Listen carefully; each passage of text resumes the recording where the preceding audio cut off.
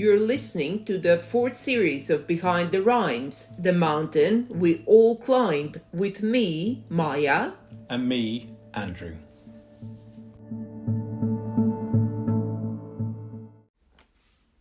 The Lonely Painter. Bleed for your art. Use your own red to its best effect against the white, yellow, blue. Cry for your art. Mix the colours with your salt. Teardrops stain the drawings. Live for your art. Add your life to the mix. Anger and bitterness. Blank faces on canvases. The faces of your children. Love for your art. Bring the bright colours of the sun, but love's absence too is there. From the mother's breast until the blackness, until the end. Hope for your art. That it will be seen in exhibition or museum or TV screen. Hope to be remembered when the paintbrush is dry and your canvases sit stacked, unloved in a corner of some forgotten lonely artist studio where once held dreams go to die. What inspired this poem, Andrew? So I got to thinking about what it's like to be an artist, not necessarily just a painter, but obviously this is about a painter, but what it's like to be creative and artistic, and what happens if you don't attain those dreams for whatever reason. We visited an artist who had, I would say, never achieved great success in their life through, I don't know whether that was lack of self-promotion or lack of interest, or maybe there's just too much in the world, which we discuss in another poem later on. But it was quite sad to see the love and attention that had gone into these paintings, and there was no one to see them. They were just stacked in a corner. Paintings from a period of 20 or 30 years. And it made me think, as I write poetry, I read this out to you now, you can pick up a book up, but I guess also stuff gets forgotten as well. And at some point it meant something to somebody, and it then becomes something else. So this is a poem about a painter, and you're also an artist and a poet. Is this how you feel about your art? That it's unheard, that it's unappreciated, that it's somewhere in a corner? I think I'm a bit new to this game, really. This artistic game, this creative game. I may have written on and off since I was a child, but I've only really had a good go at it over the past couple of years, and I have felt like that along the way, I guess, at stages. But I certainly am not looking back on a 30 or 20 year perspective. Or even 50. Yeah, and thinking to myself, why? I'm really good. I paint well, I write. Why is nobody interested? Why can't I get people to be interested? The difference, I guess, is also that in this poem you're talking about an artist who lives from their art, or tries to, and you also have another profession that you can fall back onto. Yeah, I guess that, writing, as we discussed in a previous podcast, we have this huge debate, you and I, about what's a hobby and what's an occupation, what's a job.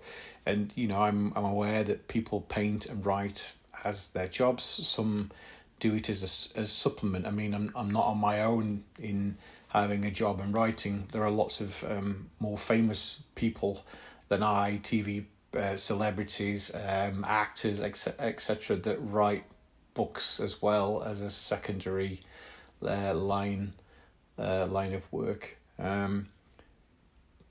Do you think it's important to be remembered as an artist, or is expressing yourself through art enough to share your human experience with others this way?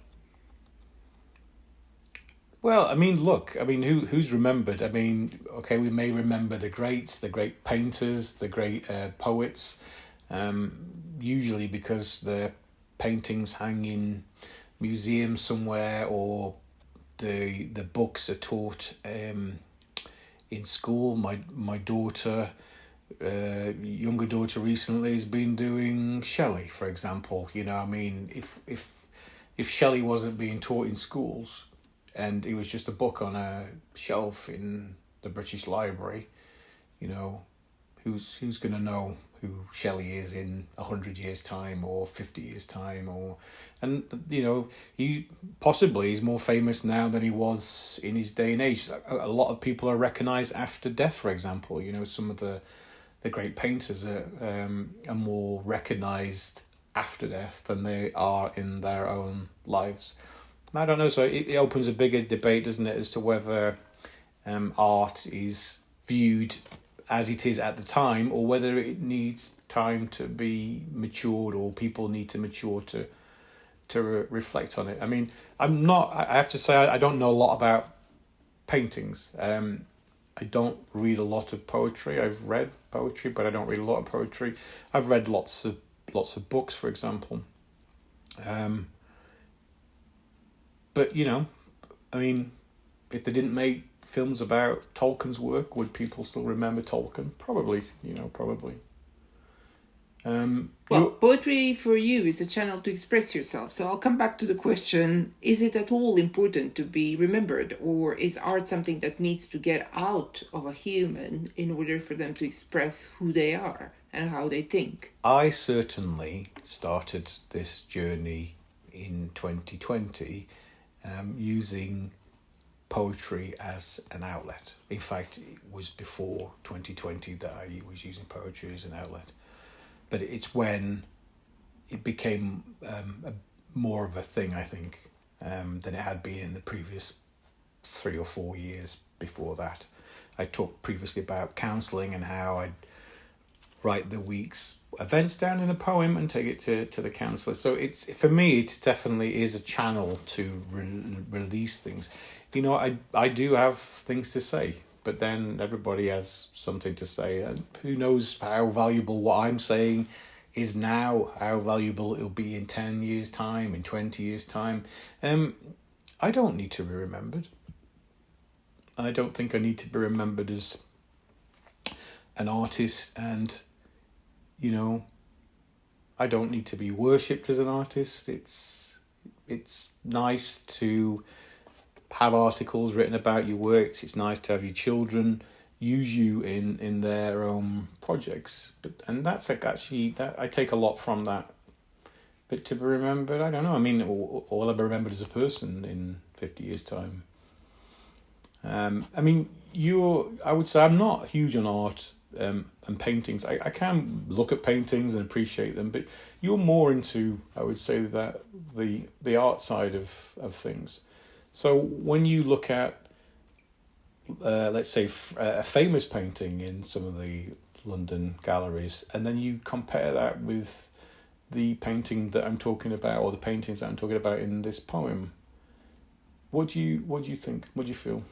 Well, I certainly do go and see exhibitions. In terms of supporting art, I would always prefer to have an original painting from an unknown author rather than a copy of a famous painter that I've picked up in a gallery. A poster that is often framed or bought in IKEA. I don't appreciate copies of copies because I just think people, of course, have their own taste and they can put whatever they want on their walls, but I personally enjoy seeing original art that I have chosen, that I have some connection with, that I've talked to that artist who produced the work. So for me, that's, maybe that painting is only 100 euros or 50 euros. I don't have millions to spend on art.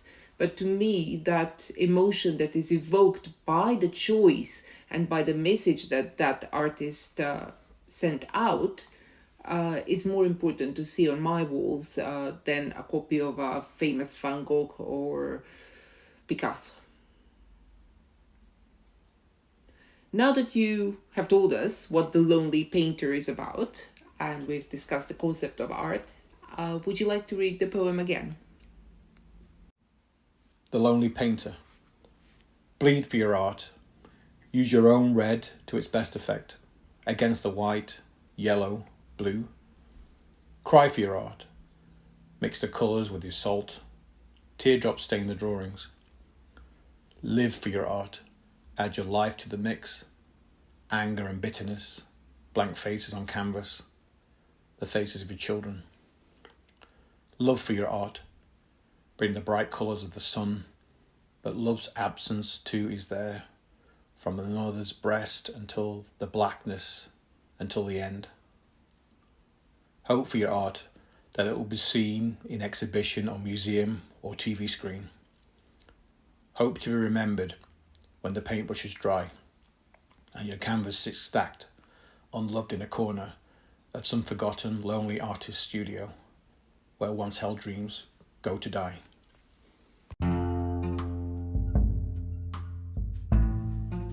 You've been listening to Behind the Rhymes, the mountain we all climb, with me, Maja.